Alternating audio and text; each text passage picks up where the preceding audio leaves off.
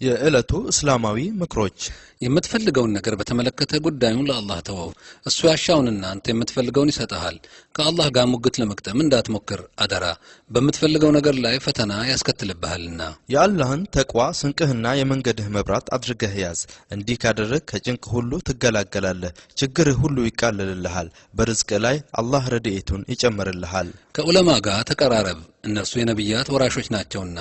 ከቂላቅሎች ጋር መቀራረብ ይቅርብህ እነርሱ የመከራ ምንጮች ናቸውና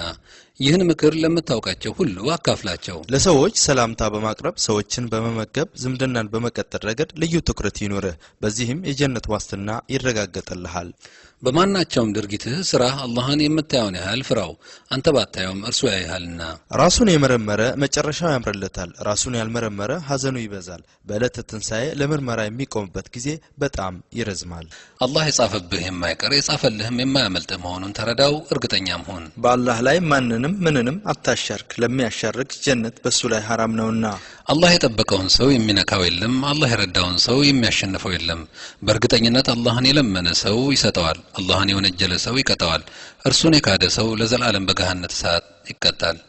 ከአላህ በስተቀር በሌላ ኃይል መታዘዝ ወይንም ኢስቲዓና ሽርክ ነው ከአላህ በስተቀር ከሌላ ርዝቅ ወይም ሲሳይ መፈለግ ኩፍር ወይንም ክህደት ነው በሰዎች እጅ ያለን ነገር ከመከጀል ልብህ በቆራጥነት ይጠበቅ አደራ በዚህም የሰዎችን ውዴታ ታተርፋለህ አላህን ከመዘከር ከማውሳት እንዳትቦዘን አለበለዚያ ህይወትህ በጭንቅና መከራ የተሞላ ይሆንብሃል ልበ ደረቅ ትሆናለህ አይነ ህሊና ይታወራልና በአላህ ላይ ተወከል ተመካ ንያን ፍጹም ያድርግ ሰበቦችን አሟላ በሩ ይከፈትልሃል ታካችነትን እንዳይጠጋ አደራ የልብ ጨለማ ይወርሳልና ሞት አለብን ብለው የማይደነግጡ ኢማንን ሰብስበው ለዱንያ የሸጡ የነዚህ ስማቸው ይባላል መንቀጡ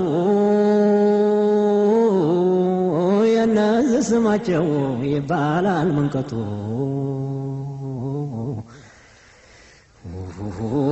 محبة ودتا تاجر تبارر من بلهت اللو صوت التفكر خلقنا واجبلو إبليس مكر بدنيا إمجن يقر